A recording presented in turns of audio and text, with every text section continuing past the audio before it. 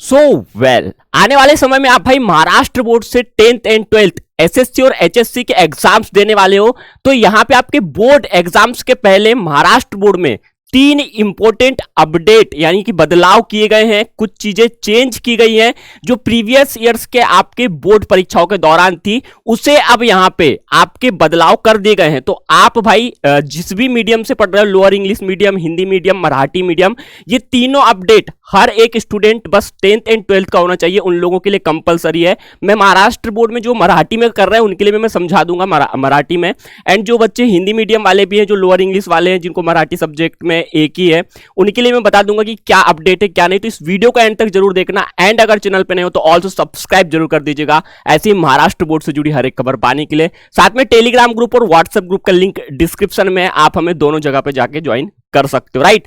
तो ये जो है सकाळ एक अपना पेपर ही है, इसके माध्यम से इस आर्टिकल को समझ के अपन पढ़ते हैं कि क्या बदलाव इस बार आपकी बोर्ड परीक्षाओं में महाराष्ट्र में हुआ है। ठीक है, यहां पे क्या है, 10वी 12वी साठी 200 विद्यार्थीसाठी परीक्षा केंद्र परीक्षेला यदा सरमिसळ पद्धत प्रत्यक्ष परीक्षा वेळी बोर्डच्या भरारी पत्रकाच्या वॉच। अब ये क्या है, आपकी सरमिसळ पद्धत क्या है उसको भी अपन समझेंगे, और जो आपकी प्रत्यक्ष परीक्षा वही मतलब कि जो आपकी प्रैक्टिकल एग्जाम्स हैं उसमें क्या बदलाव हुए हैं वो भी अपन समझेंगे। ठीक है, पहले पूरी अपडेट पढ़ लेते हैं, क्या एक्चुअली में दिया हुआ है क्या नहीं दिया हुआ है। ठीक है, तो ये मराठी वाले बच्चों के लिए, मराठी वाले बच्चे समझ आएंगे, बाकी मैं हिंदी में भी आपको आगे समझा दूंगा। ठीक है 10वी 12वीच्या विद्यार्थीसाठी फेब्रुवारी मार्च मध्ये परीक्षा नियोजित आहे। ग्रामीण भागात 200 विद्यार्थीसाठी एक, तर शहरी भागात 2 से 50 विद्यार्थीसाठी एक परीक्षा केंद्र असणार आहे। यदा कापी मुक्त परीक्षेसाठी बोर्डाने सरमिसळ पद्धतीचा अवलंब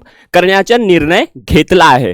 तो जो यहाँ पे आपका बोर्ड है वो इस बार मिक्सित पद्धति में आप लोगों के एग्जाम्स करवाने वाला है। जो आपके एग्जाम सेंटर होंगे उनमें उसमें इन्होंने सरमिसळ पद्धति जो है की है। अब इसमें क्या है क्या होता है तो मैं बता दूं कि मिक्सित पद्धति होती है।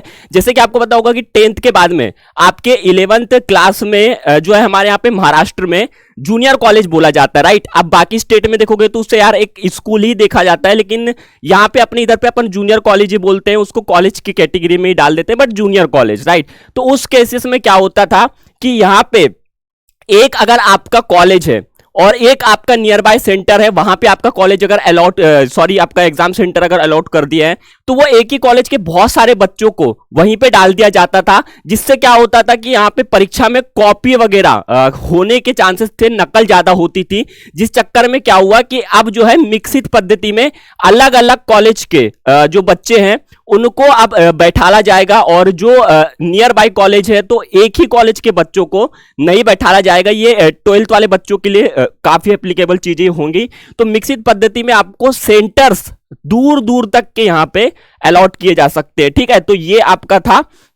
और आगे क्या है, सोलापुर जिला थे, सोलापुर का तो एक चीज दिया था जिला के हिसाब से, बाकी ये सभी के लिए यहां पे होने वाला है, जिसमें आप लोगों के कॉपी मुक्त पद्धति को इन लोगों ने किया है कि जिससे कॉपी आप लोगों की ना हो, राइट। अब यहाँ पे जो है प्रत्यक्ष परीक्षासाठी देखील भरारी पत्रक, अब यहाँ पे क्या है, ये आपके प्रैक्टिकल वगैरह के लिए दिया गया है, जहां पे कॉपी मुक्त परीक्षेसाठी यदा सरमिसळ पद्धती अवलंब करण्याची निर्णय पुणे बोर्डने घेतला आहे। प्रत्यक्ष परीक्षावेळी बोर्डाच्या भरारी पत्रकाचा स्कॉट वॉच असणार आहे।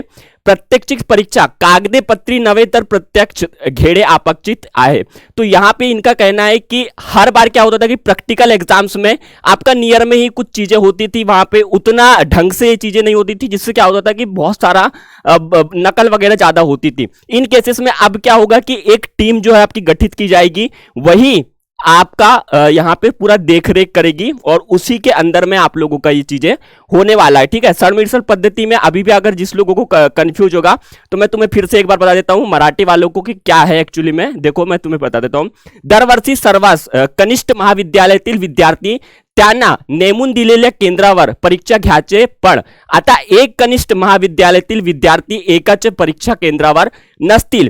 एका महाविद्यालयात 10वी किंवा 12वीचे 100 विद्यार्थी असतील तर त्याली बहुतेक विद्यार्थीच त्याच्या महाविद्यालयापासून 3 किलोमीटर परिसरातील वेगवेगळ्या केंद्रावर परीक्षा देतील, अशी ही नवीन पद्धत आहे। तो ये जो है सरमिसळ पद्धति इसी के द्वारा काम करेगी। 3 किलोमीटर के अंदर पे तुम्हें बाहर पे कहीं पे भी देना पड़ सकता है। एक और इंपॉर्टेंट अपडेट की बात करें तो ये है आपके जो एग्जाम्स होने वाले हैं उसके पहले की, जहां पे परीक्षा वेळी 10 मिनिटे अगोदर प्रश्न पत्रिका नाहीच। यहां पे पहले क्या होता था कि आपको परीक्षा के वो करने के लिए परीक्षा के आपका समय है उसके पहले नहीं दी जाती थी, लेकिन इस बार कुछ चीजें यहां पे की गई है जो कि ये जिले के लिए की गई है। बाकी अदर के लिए तो अभी तक इस चीज का नहीं हुआ, तो मुझे लगता है अदर को बताने की जरूरत नहीं। बाकी जो सोलापुर जिले वाले हैं वो लोग इस चीज के लिए कर सकते हैं, उसमें सिर्फ 62,000 जो स्टूडेंट है उन लोगों के लिए ये चीजें की गई हैं, बाकी इसका तो नहीं है। बाकी ये दो जो पद्धति हैं ये सबको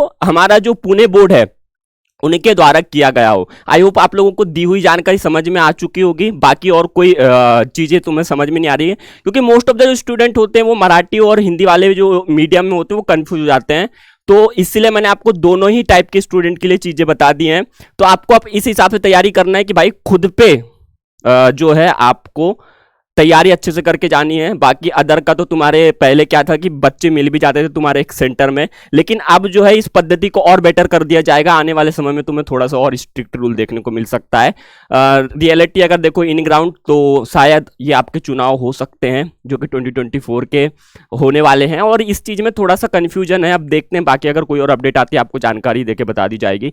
चैनल पे नए हो और तो सब्सक्राइब जरूर कर लीजिएगा महाराष्ट्र बोर्ड से जुड़ी हर एक खबर पाने के लिए।